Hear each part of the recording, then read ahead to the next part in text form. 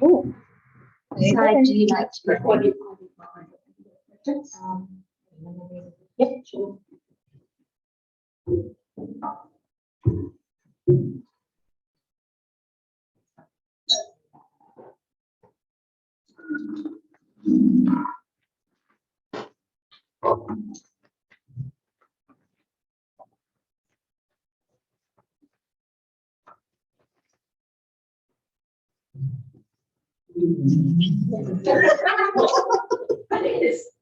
I know, sorry. It's right there. You see, it's a little bit close, but that's all right. It's okay. I'll go. Yeah. Okay, so hi everyone. And on behalf of everyone that are at the desk, welcome. I'm looking forward to this on Zoom. So we start to celebrate the fire memory, so I call it and to begin, I would like to remember to the orientation as the connections to the land and water that are our others past and present and extend that respect to all. Before we begin, just a few housekeeping rules. Toilets just out the back. In case of an emergency, just please make your way downstairs to the floor entrance. There's drinks and snacks. If you haven't already helped, please do. Don't hesitate to ask me. And this is also for those joining from Zoom, to just use the chat function.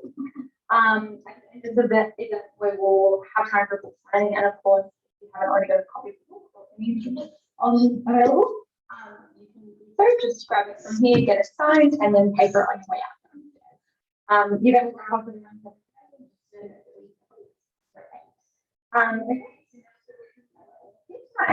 we're here to celebrate Sally's latest book.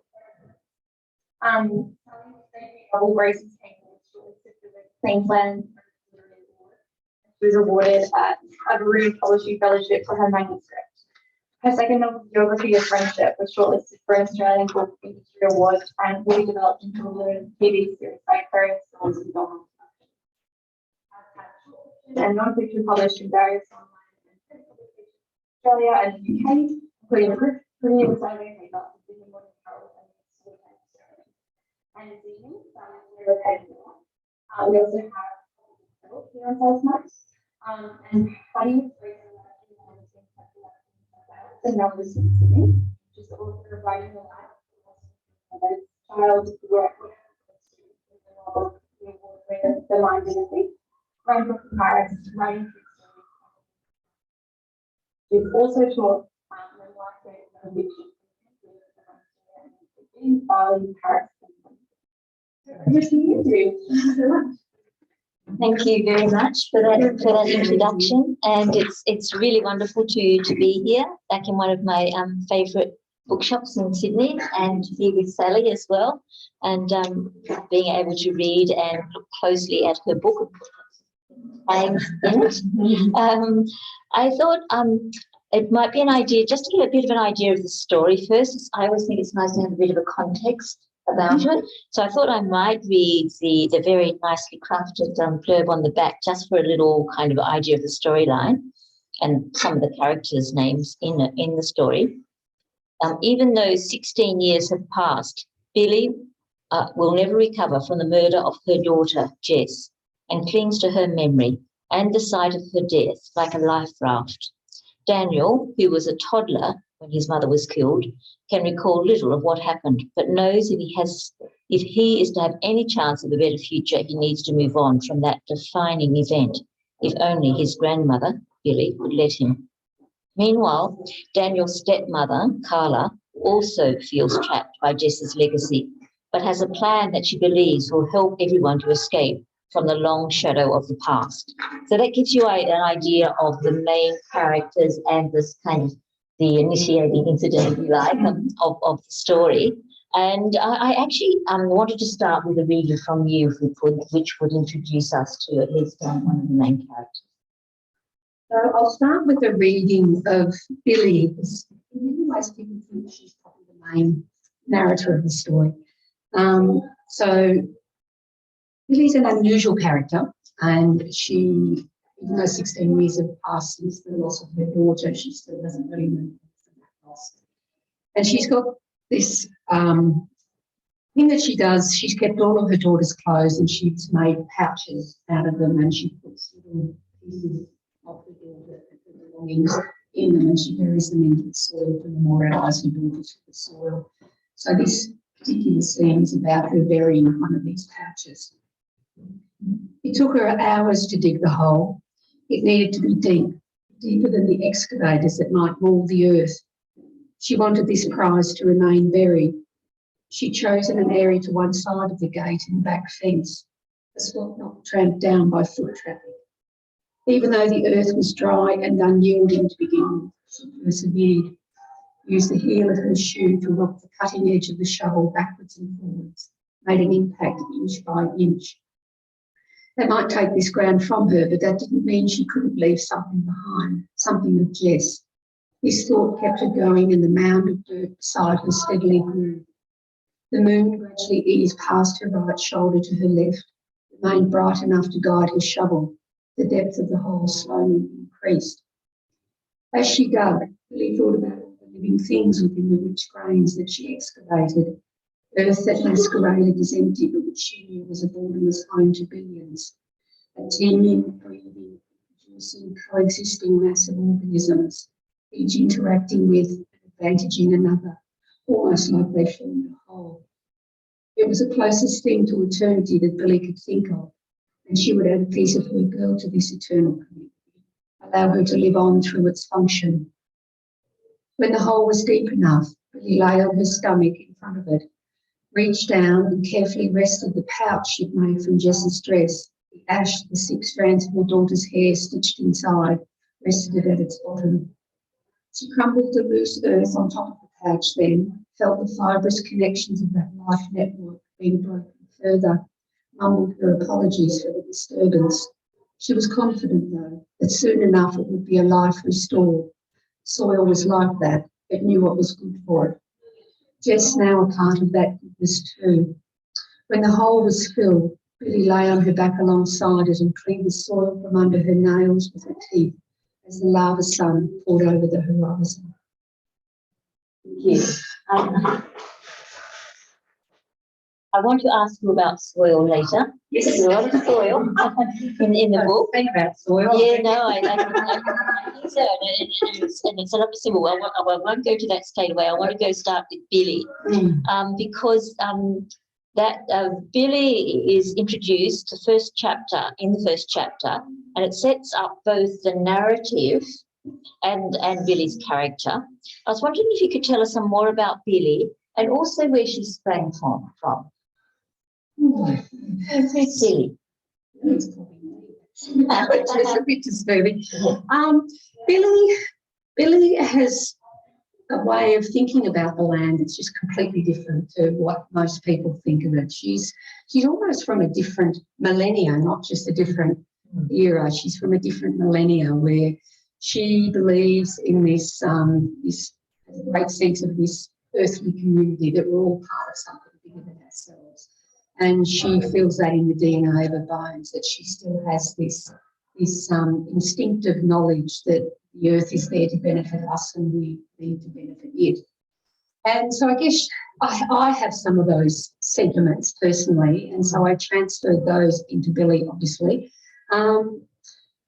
She also has to find ways to manage her grief, and she's never been able to move on from the murder of her daughter because of the circumstances of it. It's not a death that is tragic but expected, cancer or something like that, if she was taken from her quite suddenly and unexpectedly, it would be murder.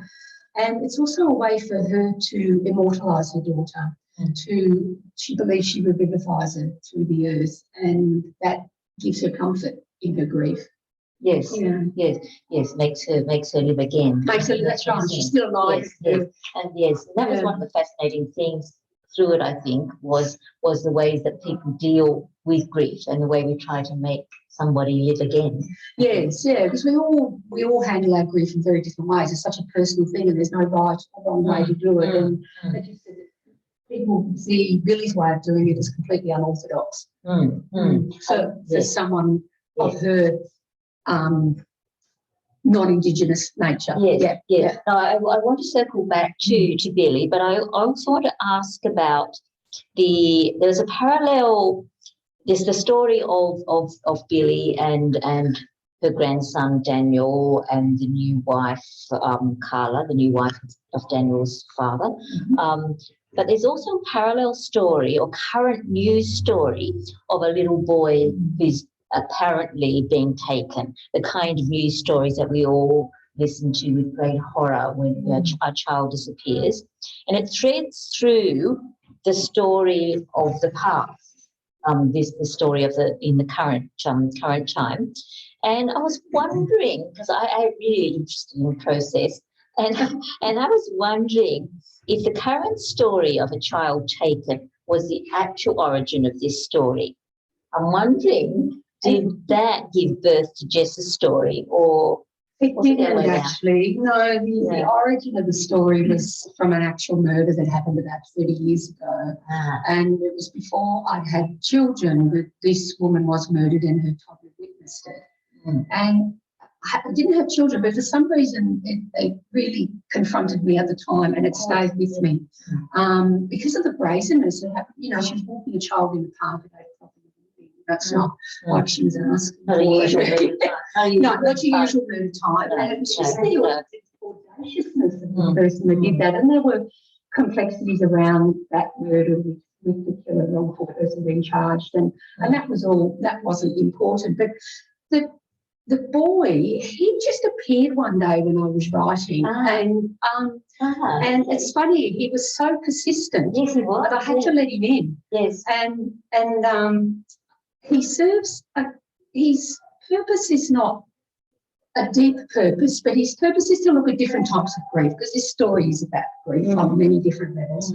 So it's I get deeply affected when children are taken and the soil keeps them. The soil knows where they are, but nobody else does. And just for example, with the Claremont killer, he told where the bodies of all of them are bar one. And I thought, well, that's a really cruel act. So part of it was looking at this cruel act of keeping secret. And Daniel Morcombe is another one. The secrecy of keeping those bodies hidden when they could redeem themselves, but they choose not to.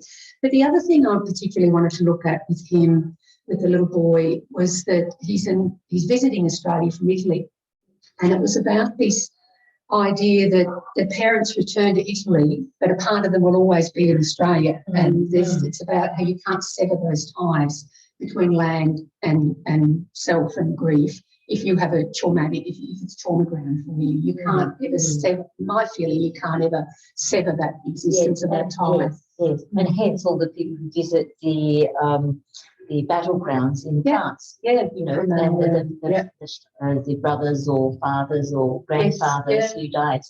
So I think I don't think that Billie is that unusual. I think we probably do have that connection to where. To places, to places, and where bones lie, the bone memories and things. And I think, but I think also to me that boy also serves the purpose of saying it's not just something that happened a long time ago. It happens right now. It happens right now, and I think every reader anywhere in the world, but every reader in Australia would have a particular child spring into their mind that they never met, but they're following. Maddie McCann, all those children. Yes, and you know, the general kind of relief when that child turned up in Western Australia, you know, in somebody's house. So I think it serves the purpose of kind of saying, in a way, this is in some way this is actually real life. Just make this up. this because he certainly grew from real life. Yes.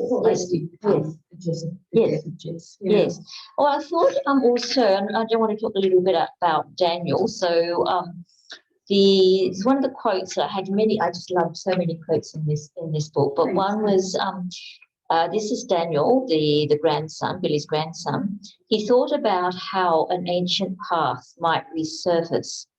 So this begins both an insight. This is early on in the book. This is page 14, not late. later on in the book, son of the murdered daughter. This begins both an insight into his character, but also significantly, and maybe I'm just making this up because I love them, the place of paths in the book, especially ancient paths. I really connected to that, to the paths and ancient paths. You did that post about Robert McFarlane. I knew you would connect to the paths. Yeah. So what do they mean to you? What are they doing in the book? All these paths, so especially ancient there's probably a bit of backstory to this book. So in 2019, before COVID, I went to the UK for 10 weeks because the character of Daniel was going to leave Australia to hunt down holloways. And to me, the holloways are these ancient sunken lanes, and they're several metres deep, and they've been worn down by hoof, foot and wheel and progress, basically. And to me, when I got there and found them and walked them endlessly like the nerd that I am, they're beautiful. They're the most stunning things, but they're also this great emblem of ambition, and that we don't move lightly across the earth. They're massive scars, really, within the earth. And so originally Daniel was meant to leave. So he did have an obsession with paths, as do I. And he has obsessions also with, sudden environmental catastrophes and things like that, the way things change within a split second. So that path is really emblematic of him trying to find his way. He's got... So Daniel has his stepmother who is, who I call, lives in this human-centred reality that she just lives like all people do. And then we've got Billie living in this earth-centred reality, and her priority is to the earth first. And he's torn between these two different ways of living. So he's got his grandmother who's very persistent in mining him for memories about him, because whoever sold this morning, and she believes all the memories are in there. He just has to work on finding them and be finding prompts in the environment to help trigger those memories. So he's been pulled apart in these two different directions of wanting to live a good future and the best possible life, and then being held back in the past, because Billie always looks to the past. And Daniel just wants to look to the future. He has a strong sense of duty to his grandmother. Yes. But I think also, for me anyway, the paths and paths of any kind, for me, they're a kind of, to me, are like writing. They're writing on the earth. They're the story. I remember there's a story in Karen Blixen's Out of Africa, and a man is kind of wandering around in the dark, and he falls down into a creek, and he wanders around the paddock and bumps into a tree and just wandering about the place. And but somehow it's where he's walking is tracked, and it's actually made a picture. And to me, the tracks and paths in this are very much about writing, the way we make paths. Things walking on the earth to me are almost the same thing as writing. That we say, this is where we've been, this is what we've done, this is where we hope to go, this is where we like going a lot. And it's interesting, some paths, when, especially in the UK, they were a suggestion of a path. And so they're desire lines as well. Desire lines. So I would be crossing a field in the UK, there'd be no track, but I could see a desire line, and someone or two people or three people had been there before me, having this desire to go across this field, and you follow that, another person's desire to be somewhere else, and that becomes your desire. I know. There's one in Victoria Park across to the university. What was, you just get like a desire line, and people students just tracked across and went through this kind of hole in the fence thing. And in the end, kind of the council gave up and actually put a path and a proper gate. I can remember trekking across there, when I was 18 and I was working as a waitress at Sydney University, and that just going across that track. And then when I read Robert McFarlane, I thought, there's the track. And I thought, that's in your book, there's lots of tracks, lots of there is going and he thinks of older tracks and ones that are hidden and another symbol, and I think this is a book actually full of them, is the soil, getting back to the soil that we talked about at the beginning, what it contains, that it's also an emblem for deep time, it's the nourishment of all of us. It's the link between, there's a link between humans and earth. I mean, obviously, That's where our food comes from. The food comes from. Everything that we eat is actually from the soil. And it's also that central duality in this book, I think, of rootedness in the soil as security, but also as imprisonment. I was wondering if you could talk about that a bit. Ooh. I guess Carla certainly feels imprisonment. A lot of this book was looking at what we have the right to own and what we don't have the right to own. I think that when we speak of imprisonment, then I actually think of the structures we put on the ground, imprisoning the ground. So because we stake a claim on it, so we have a sense of ownership over it, and I think we're just tenants. We're all tenants here, and so I guess I don't see the earth being imprisoned. Daniel does. Yeah. He talked about it in giving him security, but also imprisoning him. Because of his grandmother's ambitions for him, that he just stay embedded, wedded to it as she does. And embedded. Yeah. So it's a kind of duality to him. It is. He's torn between wanting to pull his roots out and to march off, and the security of being in that place, and then the security and the comfort that he knows it gives his grandmother. He doesn't know how to be hard to harsh to her. He's a great foil, in the story. I think that he could, because he's 19 and Billie is, I don't know, 63. Okay, She's young. Yes, she's young. She's very young. I was imagining her much older. Okay. And there's another symbol in the book which is conveyed via the father, whose name is Angus. We haven't mentioned Angus yet, but he's there. Angus is there, and he was the husband of Jess, who died. So he's actually like Billie, in a sense, is no relation to him, in a sense, because he's married again, but she's still living there. But he's a woodworker. And I just love the way he uses what is considered a disease or a flaw in the wood to make something beautiful. He talks of the wood keeping some sense of itself, like when he's making it into something, he says keeping some sense of its whole self, and then about making something beautiful. And I was wondering, do you think that the tree to the bowl that's in somebody's on somebody's table in Double Bay or something, is that yes, of course they would be. Is that one of the bone memories in the book? It probably is, You're really reading this on a level that is so fascinating. It really is. But that's the beauty of story, isn't it? The interpretation of it. It's about this sense of sentience in everything. And that even though the tree, and he's quite sad about getting these trees. I don't know if that comes through.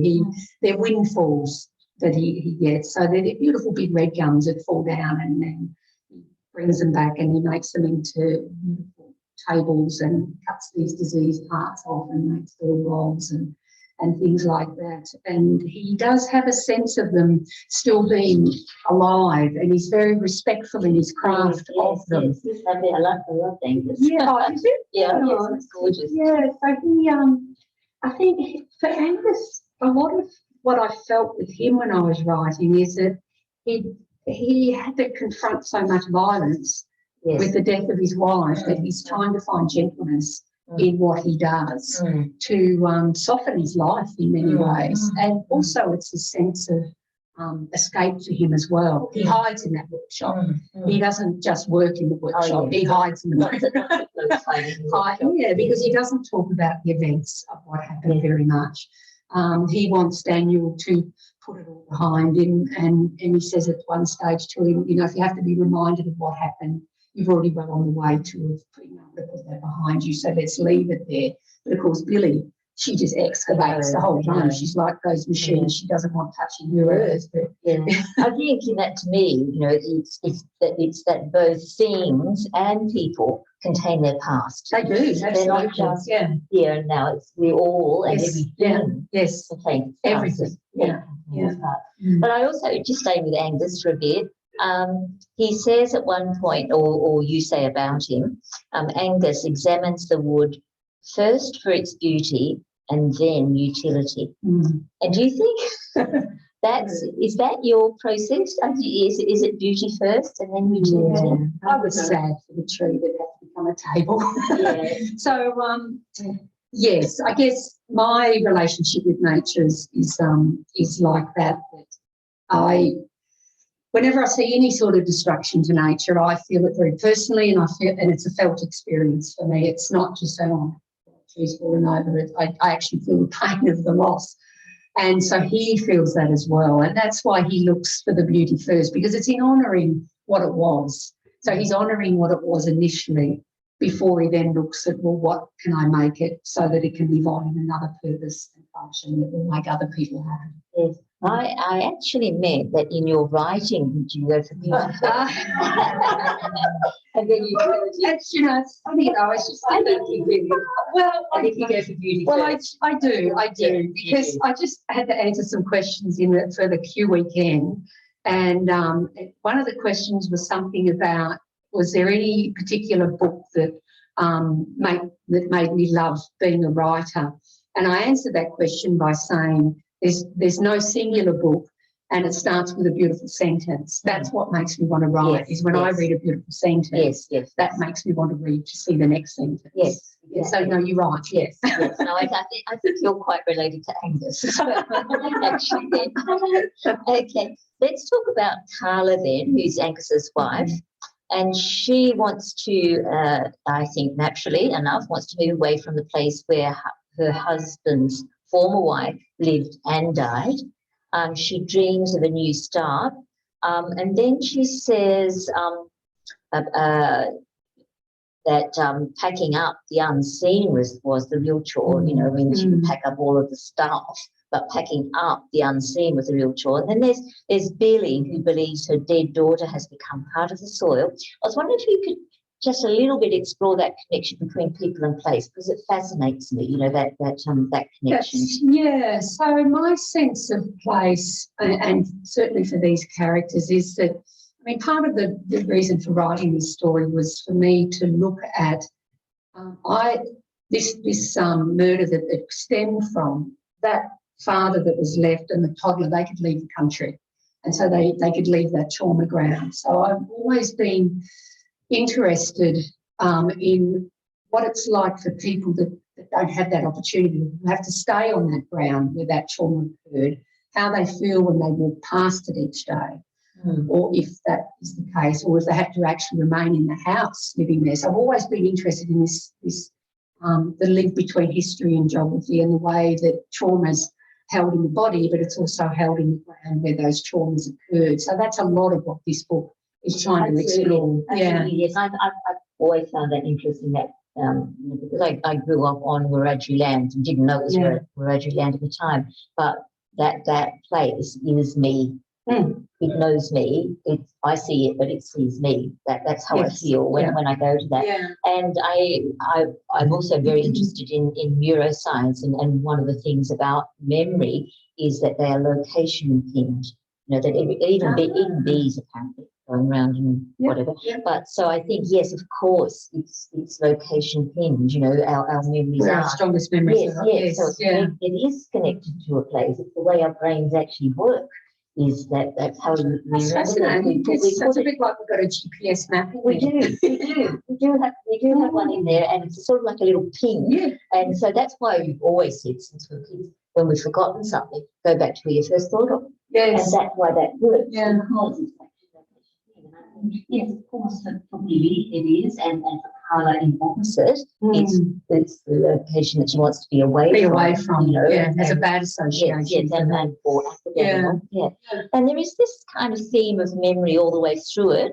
Early on, Daniel actually, and it's all the way through, but Daniel wonders about his own. He says, which were real, which were imagined, which were plagiarized, given to him by his grandmother and claimed as his own. And I was wondering if you could explore a little bit the value and the dangers of memory in the context of this book. Yes, well, Billie, who has this backward gaze, and She wants to try and make Daniel live the memory of his mother, even though he has no recollection of her at all. But so he's always, there's one memory he has. He suffers from migraines, and when he has a migraine, he sees these Picasso-like fractured images of faces, and there's an earring, a cross, as a cross, yeah.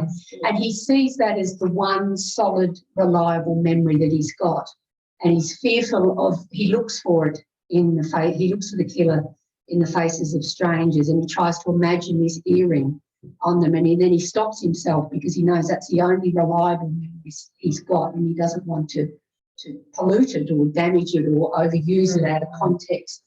But he's then got his grandmother who wants him to pull those memories to as much to the foreground as possible.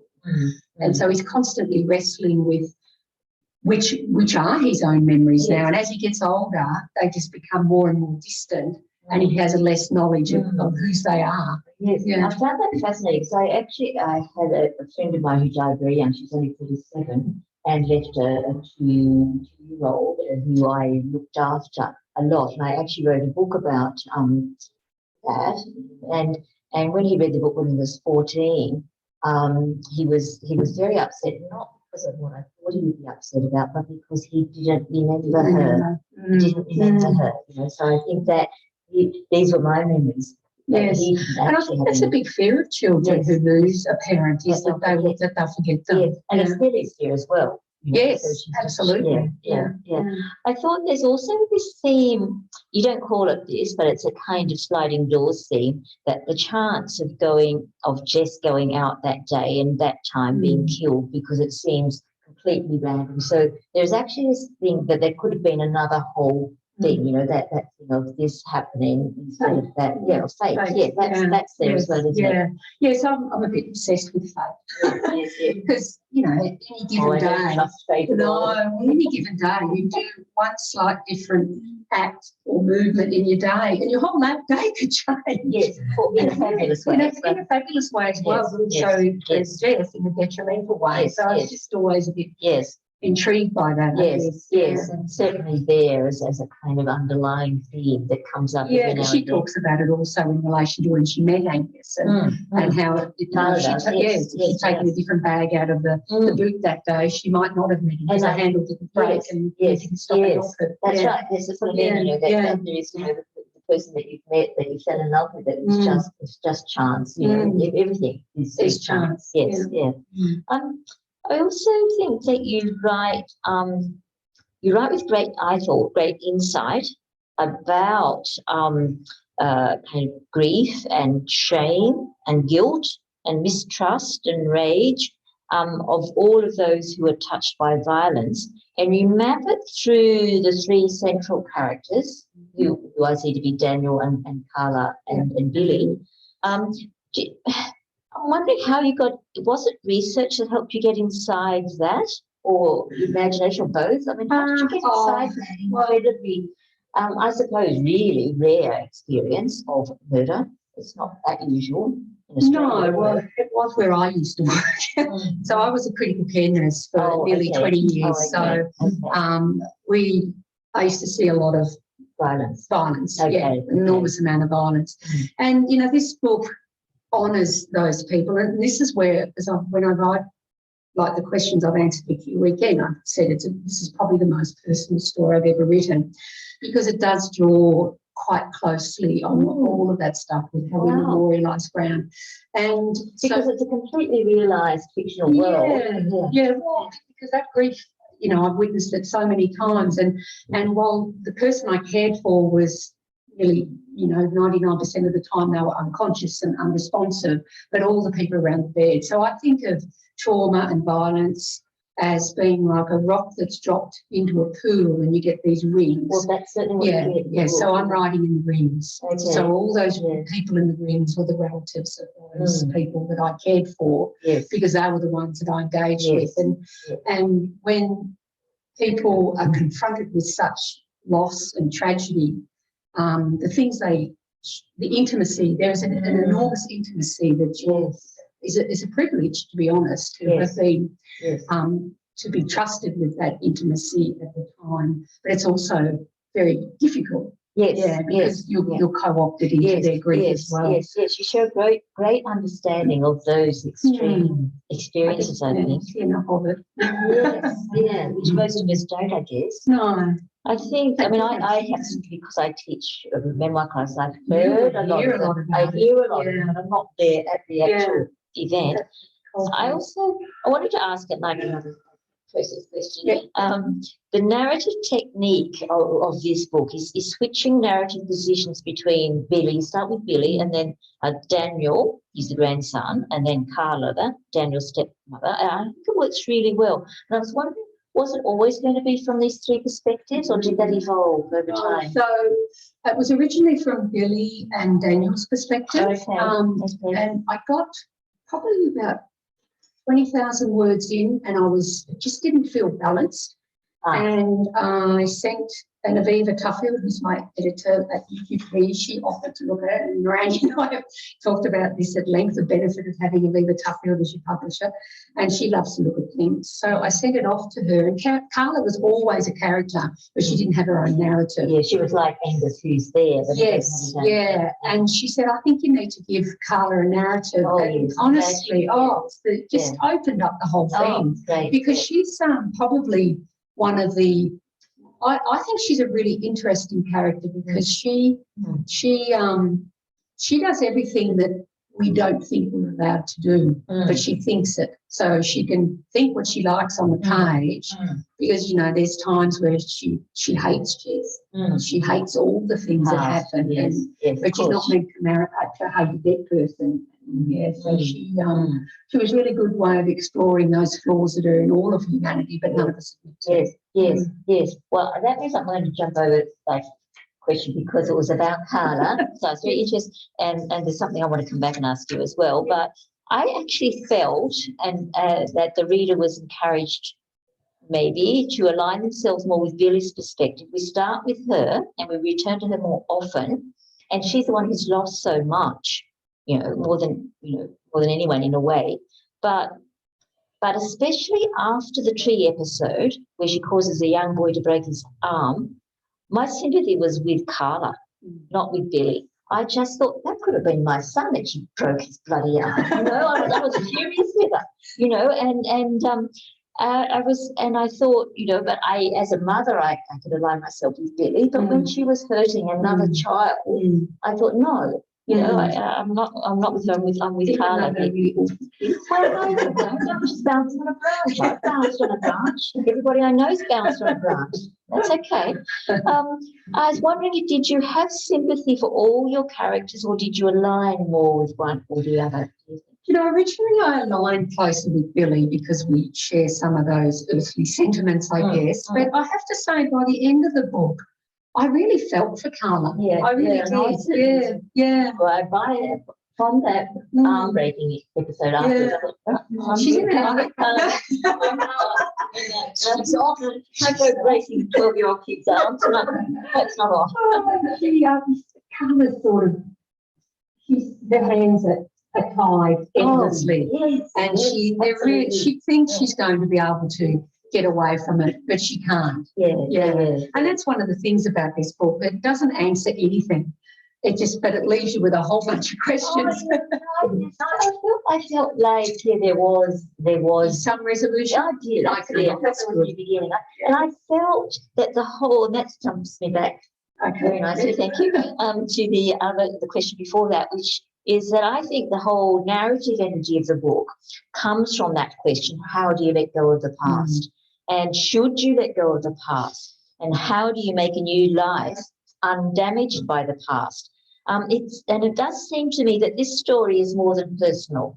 It seems to me it's also about the legacy of damage handed down by violence to Indigenous people and country. What do you think? So this was one of the things I really wrestled with writing this book, because to talk about the preciousness of ground, I don't use the word sacred because I'm not an Indigenous person and I don't feel I can use that word. But the ground is precious to me, the ground is precious to Billie. And for me, it was looking at all those past generations of Indigenous people and the loss and dispossession they've experienced. And you look at Billie, who's really just a little drop in the ocean compared to the loss that's already gone That's on. what I was feeling. I was feeling like yeah. you were referring to I was, cultural yeah. loss, not just the individual. Yeah, no, it's definitely, there's that huge cultural loss in there as well. Yeah. And then I struggled with that because I didn't know if I had the right to try and write about that as well. But I felt that But it vibrates there. You're not talking about it. Yeah. It's there. Because the history, you know, you peel back every layer of soil, every centimetre, and there's a layer of history that you're peeling back as well. And that's what this story looks at. And part of it was, I thought, you know, we've got so many people in this country that just don't even want to recognise the dispossession. And I thought one of the things I felt when I wrote, as I was writing this book, is this a way of non-Indigenous people stopping and thinking about the earth? And is that one of the ways we have to make people think about it differently? Yes. To be more sympathetic and empathetic. Yes. And I certainly connected to that. And I felt that it was there, you know, going on in the book. And I felt that. It was a recognition as a writer. Without you kind of addressing it directly, it was there. You know, and it connected me, you know, to my dad, you know, who grew up, you know, and he's as many generations as can go back with the white heritage in Australia. And he had a nervous breakdown and sold the farm, and then because of electric shock treatment he got. And he said, but how could I have sold that land? I love every inch of it, you know. And I thought, yes, that's where I connected to Billie, you know, that understanding and deep depth of association. Yes, but it was not just then. You know, we were talking about a kind of a damage and the heritage of damage to both earth and to a people. Yes. And really the story is quite a superficial layer of history on the earth that I've written with this much deeper. Yeah, all the way through. Yes, it does. It does. Listen, does anyone have a question? Questions? There could be time for questions. I have more to ask, but feel free. Yes? Yes, okay, good.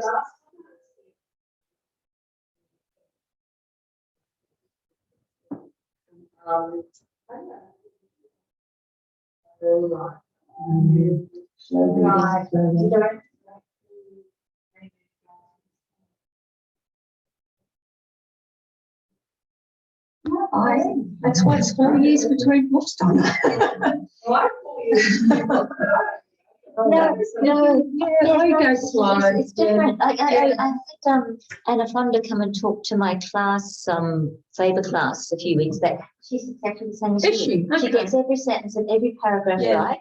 She doesn't. It's not in terms of drafts. No. Unless you call it sentence or paragraph by paragraph drafting, and then she moves on to the next. It's probably scene I do. So I write a scene, but I can't move on to the next scene until I know what that scene's done, what its purpose was. So you go back and edit it. Yep. Yes. Whereas I just plunge on. Because okay. Sorry.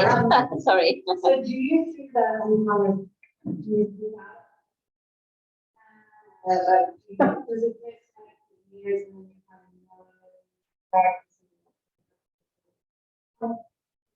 then So I don't plan anything. I never know the ending, and that's intentional that I don't know an ending. That usually presents itself, and then I usually get a nice surprise by the ending, so I hope the reader does. I can't do an ending until the characters are fully formed. So I do this scene writing, and they're not all connected, so I just have an idea of what a character needs to do, I think needs to do in a particular scene. So I write that scene, and then I might end up with 40 or 50 of these things, and then I've got to make a blanket, stitch them all together. And no, they're just there. And that's, I have described it in the weird way, is those scenes are like me interviewing a character for a role in the book. And if they answer the questions correctly, they get a job.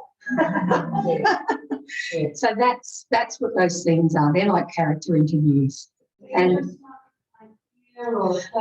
Well, I mean, for this one, the stepping off point was that murder and trauma ground and looking at how we memorialise ground. I wanted to look at that. But they're just big ideas that you then have to pull down to a concrete scene. Yeah. So I try and find people, the characters that will speak to those themes.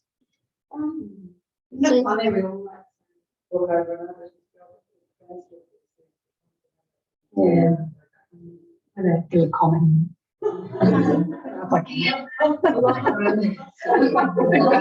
Yes, I always think, geez, romance. No, we'll keep writing the same book over and over. I think I do. Was there another question from somebody? No?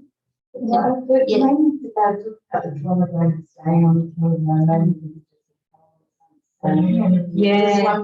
Yeah. You know, where the kind of family had just stay in that house.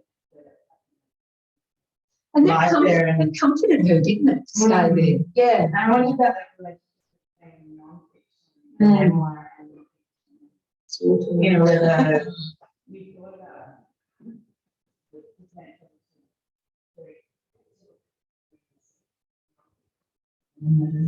I certainly didn't. No, it was always going to be fiction.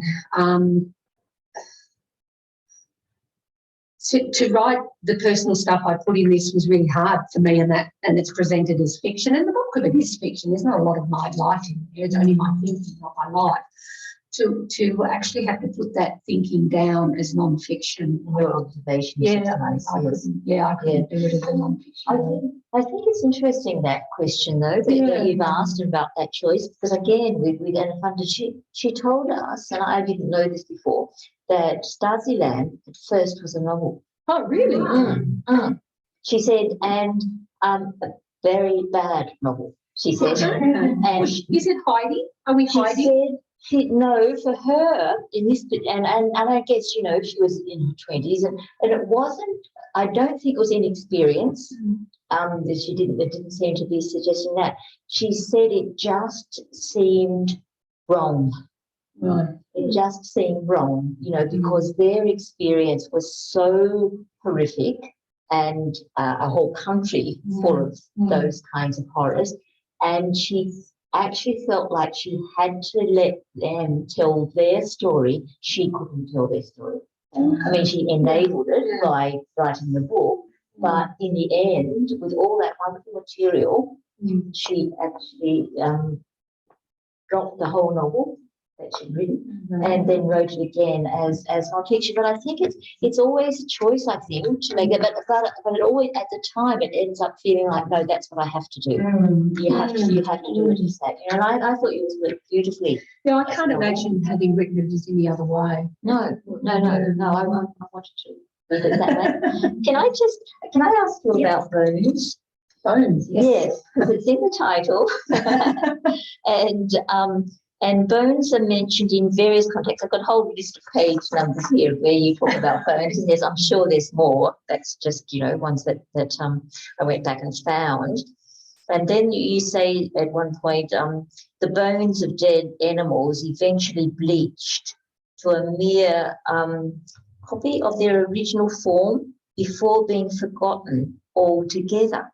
And I was thinking, what does this say about, like, bones are one of those really strong and powerful images that go through as far back to literature. Go, what are bones? Yeah, you know, what are bones? that scene was with the tsunami scene, wasn't it? Where Yes. they've been washed up. Yeah. So, and then I also talk about bones that the farmers in France just dig up from the front line. I think it's the anonymity of bones is my problem, I think. So you think of all those soldiers who died on the front line in France, and to this day, their bones are still being dug up from the earth. But they're no longer anyone's son or husband or brother. They're part of the soil, and yet their DNA still carries the traces of who they were as individuals.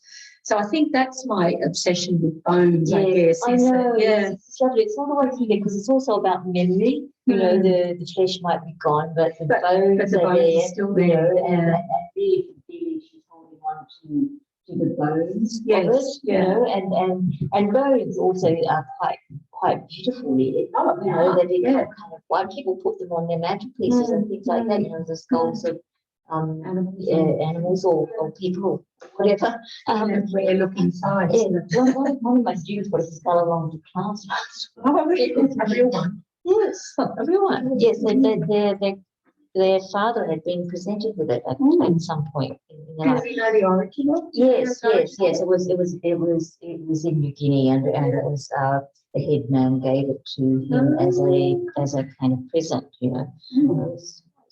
But that's strange. But I just thought, you know, that kind of the bones are like an image of memory as well, and it's something I've often sort of thought about, like how long do you have to live in a country before your ancestors' bones become part of the soil? And I thought my ancestors have been here like more than 200 years, but have their bones become part of the soil? And are you more connected when the bones have become part of the soil? I mean, that's really, but it's also a thing. Yeah, it is. And I guess it depends on what your beliefs are, I guess. So some people will read this book and not understand what is going on about it all, I think, because they don't have that connection to the earth.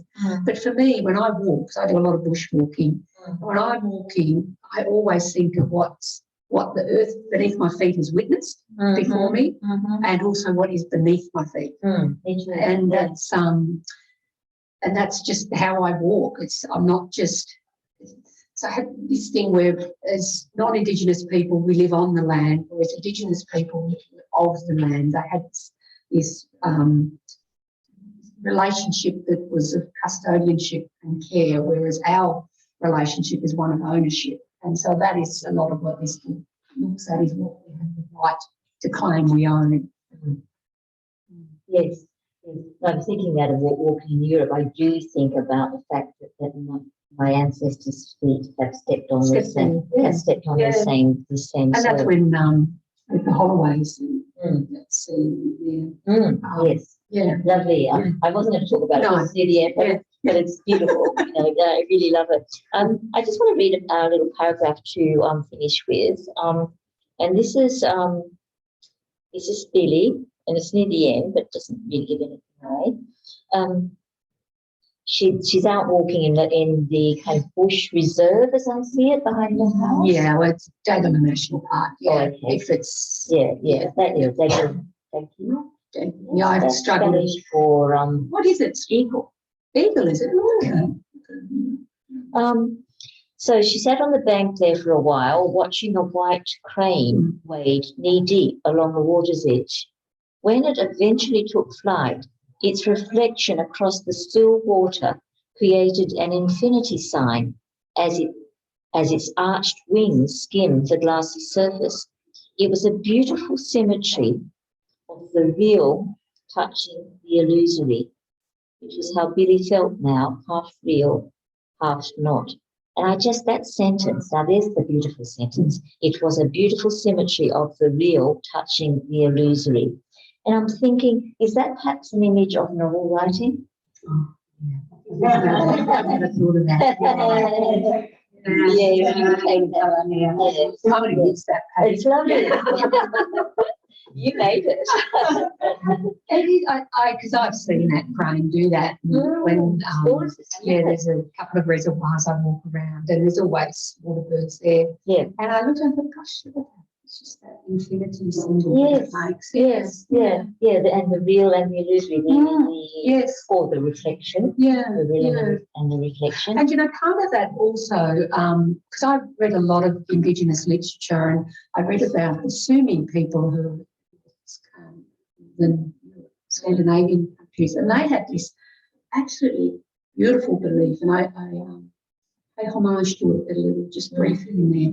So they believe that their ancestors, there's this great inversion. So they actually walk soul to soul with their ancestors. So they're the people who get lost beneath the soil, upside down, and then on top of the earth, and they actually walk soul to soul across the earth. Isn't that the most beautiful thing? And then we, as our culture doesn't have those beautiful beliefs that sustain us, which is why we have so much trouble with our grief. Yes. Is you know, a lot of what we don't have these beliefs of we have a belief in heaven, but it's, you know, it's not tangible. To have these cultural beliefs where your ancestors' spirits live on, I think that must be an incredible comfort. But I don't know that because that's not how I think. You're part of a network. Yes, yeah, it's because Billie talks about the circle of life, whereas we live linearly. But it doesn't seem to be any. But it doesn't seem to be any comfort to Billie. That's what I keep thinking. No. You know. Yeah. Yeah. You know. And you know, to me, it is the hardest loss of all that she has suffered. But I think, you know, that you have kind of made in a way a celebration of the connection between people and place. You know, and I hope so. That was the intention. Yes, absolutely. And to think about it differently, to maybe find ways that we can have that. Because I'm not religious at all, but I'm certainly a spiritualist. So to find that spiritual connection, I guess, to the grounds that sustain us, because without it, we wouldn't be here. Yes, and to me, you know, it's because of going back to Angus, you know, that you have started with the beauty, and that's what always, for me, always sustains it and sustains the books and as a reader, it has that kind of the celebration of the beauty of being as well. So we're out of time now, and I just wanted to say that I really enjoyed reading this book, and I hope everybody will buy it. And I consider it probably duly launched in Sydney. Well, these are love jobs, and you've given a lot of love tonight, and I just want to thank you very much, because I know it takes time out of yours and time out of your day. A pleasure. It's a pleasure. I mean, it's been a very busy and fairly stressed time for me. And because you've got your own book out. Yes. Which you all must read as well. It's fantastic. And it was lovely to read, you know. So it had to be something engaging to hold my very kind of scattered brain at the moment. So thank you. Thank you. Okay. Thanks everyone for coming along. It was lovely to have your faces out there. Yes. Indeed.